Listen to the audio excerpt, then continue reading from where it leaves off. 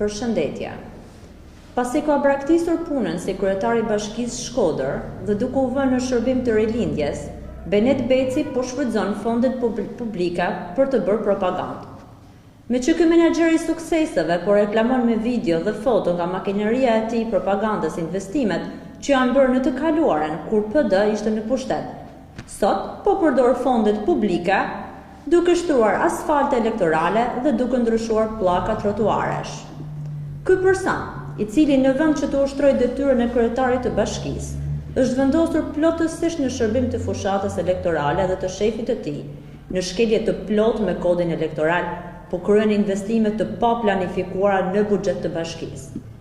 Shfrytëzimi i paras publike në shërbim të fushatës elektorale nga Benet Beci dhe administrata e tij janë të dënueshme dhe në shkelje flagrante me ligjin.